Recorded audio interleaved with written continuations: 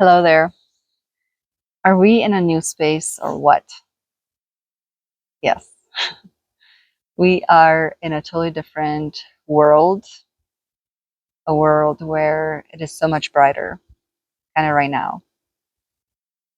Very, very funny because I came outside, this cloud cover started to roll in. So I thought, oh, it's perfect. It will protect me from the glaring sun. But the brightness is so intense that I can still not open my eyes. But this is exactly what I'm talking about. I don't have my full sight yet in this space. My third eye is still adjusting together with my body, everything else. But I can tell you that this environment, the space that we're in, feels a lot more easier to move about. And it's not just easier because it's less dense. Yeah, definitely less dense. But it's almost like this observer effect, which we know about. It's not new, right? But you're observing, and that what observes you back. No, that that which you observe observes you back. So now you're in this space where there's not just observance. There's now this constant conversation.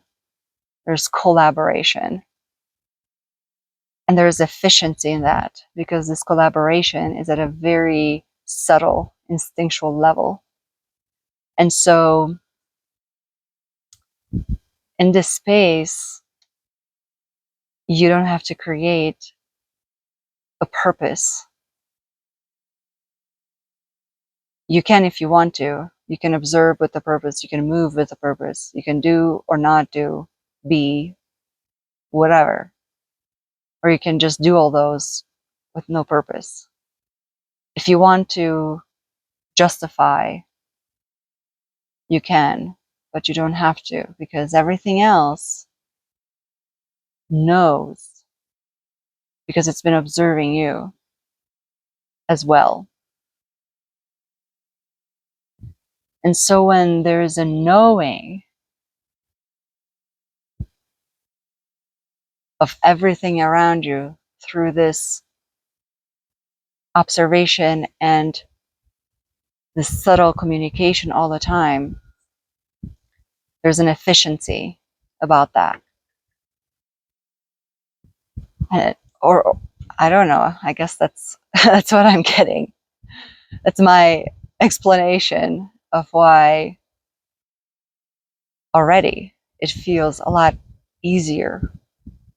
The self-expression is easier because things have already been observing you. So you don't have to do that introduction. You don't have to do some groundwork.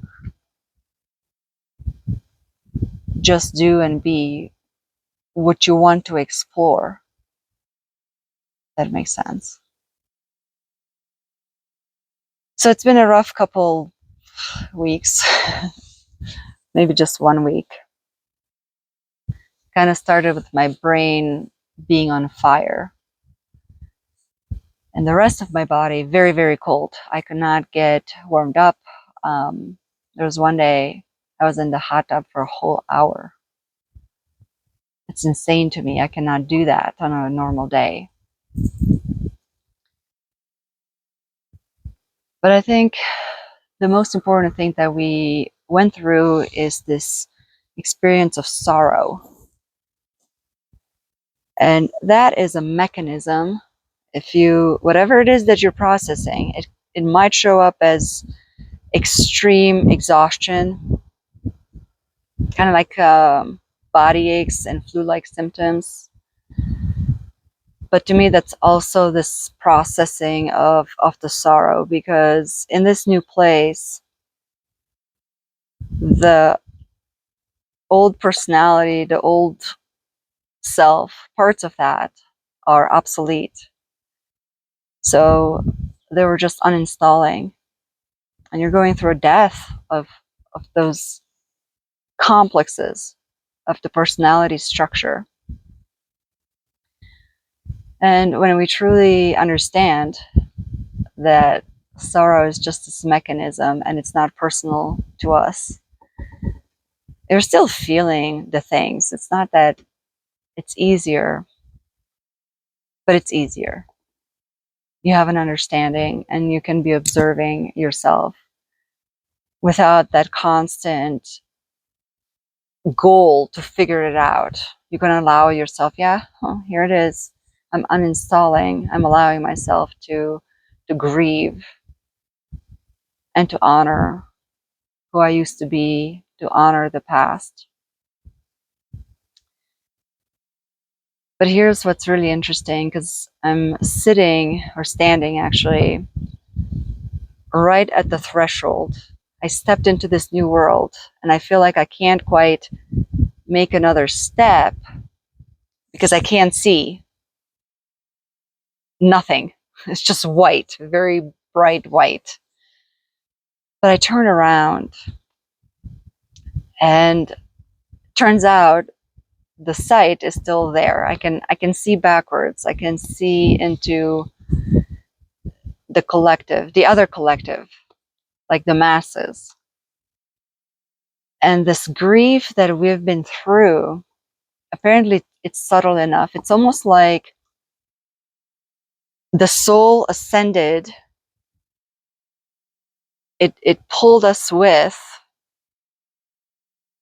if you will. I mean, I don't know exactly. These are the best words that I have to kind of express my experience here. And we're going through this this deconstruction of parts of ourselves through the process of sorrow. But for many of us, if not, all, I want to say, this sorrow is happening, and there is no need for an external event to put us in that sorrow.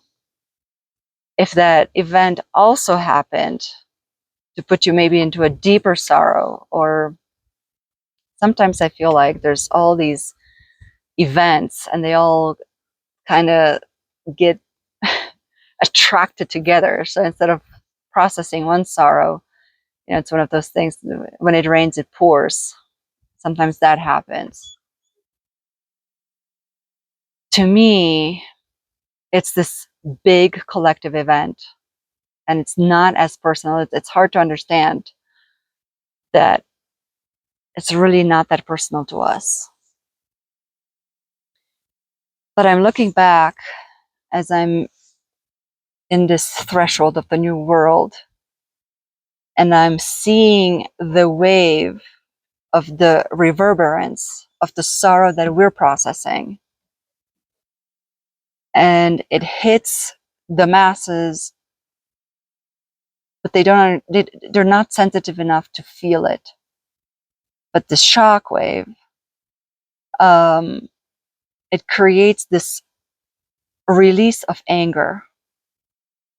And this is where I'm like, yeah, I get why she said, Carrie Kay, that there's no veil anymore, because this anger is this suppression of the matrix, the constraining of the false matrix, right? The societal structures, the personality structures. The soul wants to be free, wants to just express and play, but it got caged into a specific acceptable behavior, into acceptable patterns, into purpose and goal that is very time structured, right? It's made up. And now that there's nothing really holding this pressure down, it wants to start expressing itself. And I feel the anticipation of this desire for anger to come out. What we're not understanding is that it's yet another mechanical process. It is a lightening. But anger is not acceptable, is it? It's just not acceptable behavior. And even if we give into anger, there's shame many times, right? Because how did I not control myself ahead of the anger or after or whatever? There's no space where anger is acceptable. And we're not, how should I say, training ourselves to be angry, but not go overboard into exaggeration and hurtful things. We can be angry and still be objective. But we don't practice that because overall anger is not acceptable. Violence is, as long as you're not angry, right? Something like that. So it's kind of messed up. But I feel what I'm anticipating is a trap, because as this anger wants to be expressed, the trap is that society wants to go back and control it because it's scary, right? Angry people they're not predictable. So I see these puffs. They're kind of like little throttle valves, and they release some anger, and there's some clouds of anger, and they can be easily be transmuted, and the lightning can just happen. But what I'm kind of foreseeing is the anger is being transmuted, but then it gets recycled back in. So even though there is no veil, the perpetuation of this caging exists within the emotional and mental aspect.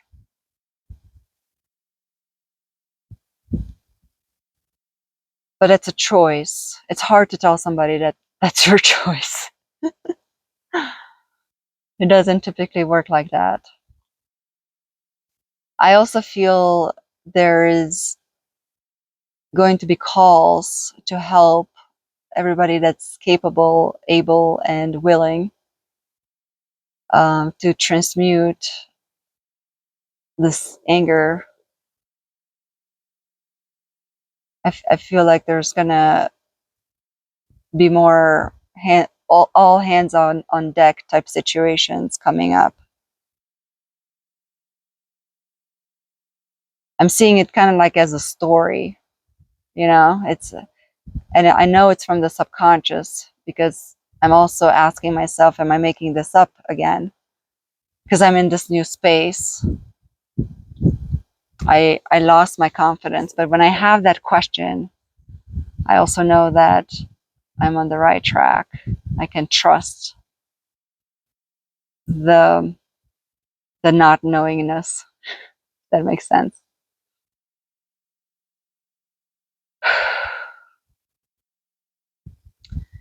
So we're feeling this. We're in this. We're in the space. Everything is real. So the question is, can you accept it? Can you accept that you have done the work? Can you accept that you are realized? I feel like the most brilliant, humble, and loving people, it's hard for them to admit how beautiful they are, how majestic, how brilliant, how realized, how enlightened they are. And so the body is still working towards that goal to be the best person we can be. What if we are the best people? What if we've done so much work that this is how the best looks like?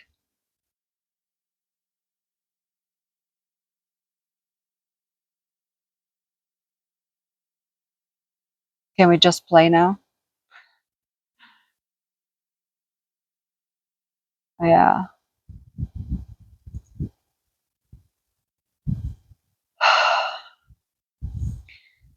So I'm wishing you an amazing integration, a beautiful embodiment. Hopefully you're feeling better soon if you've been feeling it. And I'll see you there. Here.